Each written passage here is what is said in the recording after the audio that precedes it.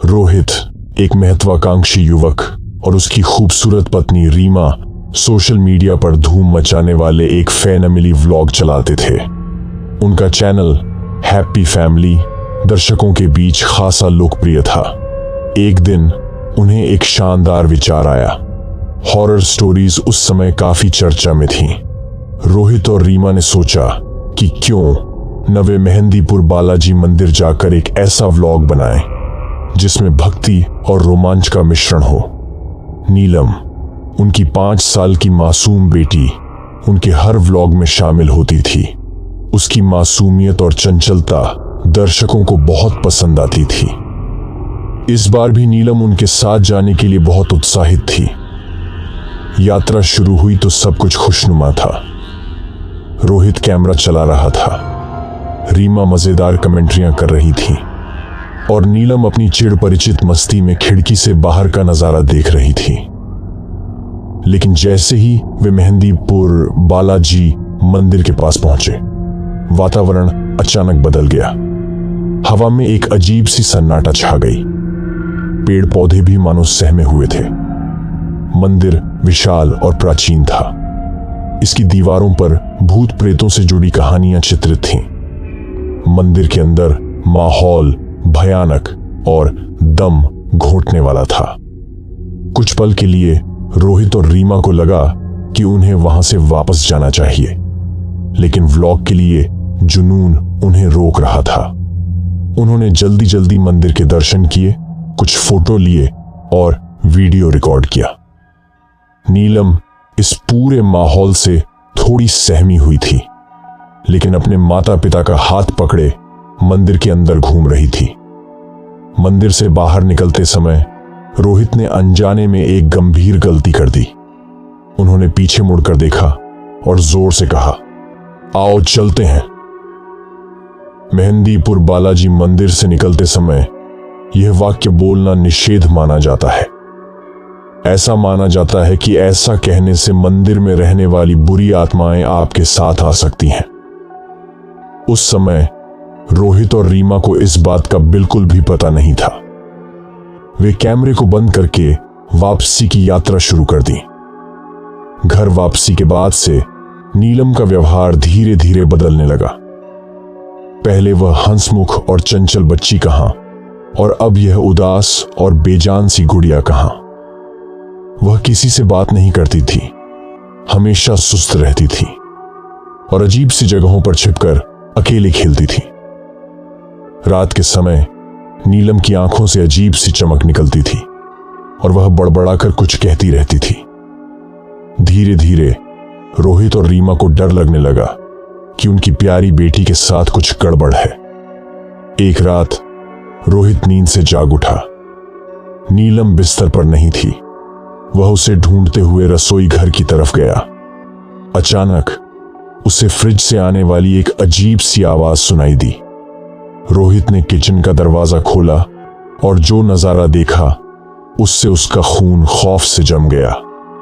नीलम fridge के अंदर से कच्ची मछली को टुकड़ों में काटकर बड़े चाव से खा रही थी। नीलम के चेहरे पर एक भयानक मुस्कान थी। उसकी आंखें लाल थीं और उसके मुंह से लार टपक रही थी। रोहित चीख उठा, नीलम! नीलम ने धीरे से सिर उठाया और रोहित की तरफ देखा। उसकी आंखों में कोई पहचान नहीं थी, सिर्फ एक खौफनाक अंधेरा। डर के मारे रोहित ने रीमा को आवाज दी। रीमा दौड़ती हुई आई और नीलम को देखकर वह भी चीख उठी। नीलम ने धीमी आवाज में कहा, मैं अब नीलम नहीं हूं, मैं वह हूं जिसे तुमने बुला लिया। उसकी आवाज बिल्कुल नीलम की तरह नहीं थी, बल्कि किसी डरावनी आवाज जैसी थी। रोहित और रीमा पछतावे से भर उठे। उन्हें समझ आ गया था कि उनकी गलती से क्या हुआ है। उन्होंने अनजाने में अपनी बेटी को भयानक खतरे में डाल दिया था। नीलम अचानक पागलों की तरह हंसने लगी और फिर बेहोश हो गई। रोहित और रीमा पूरी रात सो नहीं पाए। वे डर और पछतावे से तड़प रहे थे। सुबह होते ही रोहित और रीमा ने फैसला किया कि उन्हें मदद लेनी चाहिए। वे एक तांत्रिक की तलाश में निकल पड़े। उन्हें एक पुराने मंदिर के पास एक तांत्रिक का पता मिला। तांत्रिक अनुभवी था। उसने नीलम को देखा और पूछा कि क्या हुआ है। रोहित और रीमा ने उसे पूरी कहानी बताई। तांत्रिक ने उनकी बात सुनकर सिर हिलाया और कहा, तुमने बहुत बड़ी गलती की है। मेहंदीपुर बालाजी से आते समय कभी भी आओ चलते हैं नहीं बोलना चाहिए। अब तुम्हें अपनी गलती की कीमत चुकानी पड़ेगी। रोहित और रीमा तांत्रिक के सामने रोने लगे। उन्होंने उससे नीलम को बचाने की गुहार लगाई। तांत्रिक ने कहा, मैं नीलम को बचाने की कोशिश करूंगा, लेकिन यह आसान नहीं होगा। बुरी आत्मा बहुत शक्तिशाली है। अगले कुछ दिन बहुत कठिन थे। तांत्रिक ने नीलम को भूत से मुक्त करने के लिए एक विशेष अनुष्ठान किया। अनुष्ठान के दौरान कमरे में मंत्रों का जाप होता रहा, धूप जलती रही और तांत्रिक ने कुछ जटिल क्रियाएं की।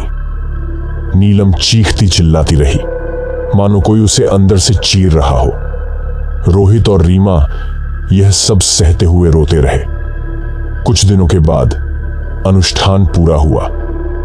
तांत्रिक ने बताया कि भूत कमजोर हो गया है, लेकिन पूरी तरह से बाहर नहीं निकला है।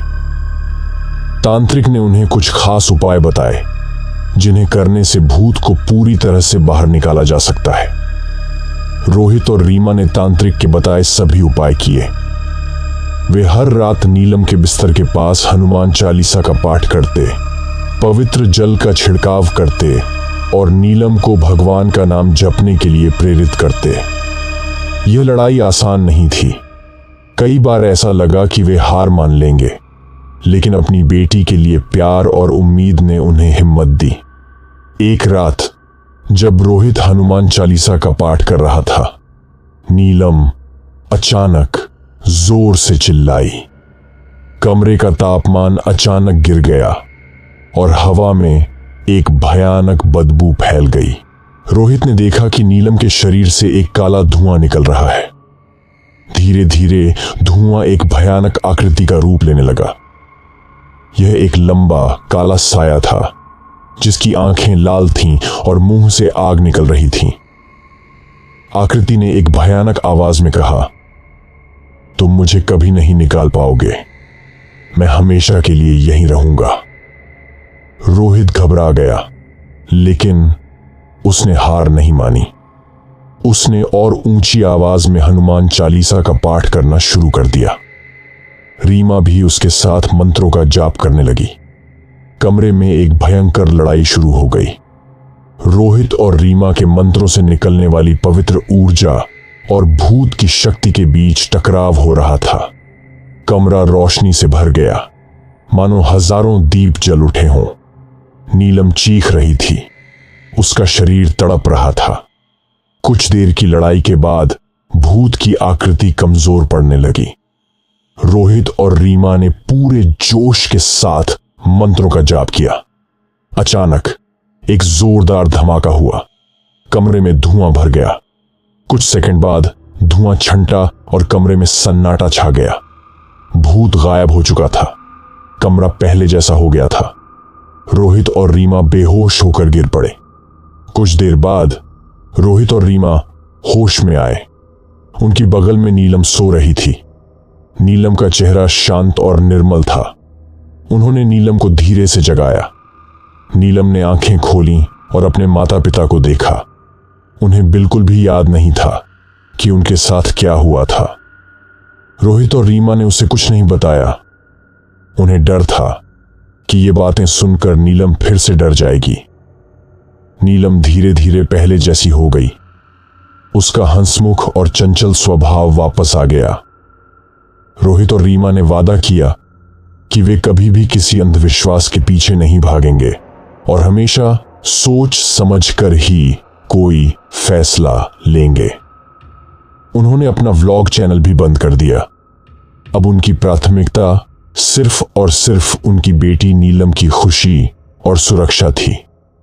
मेहंदीपुर बालाजी की यात्रा उनके लिए एक भयानक सबक बन गई, लेकिन इसने उन्हें एक मजबूत और एकजुट परिवार बना दिया।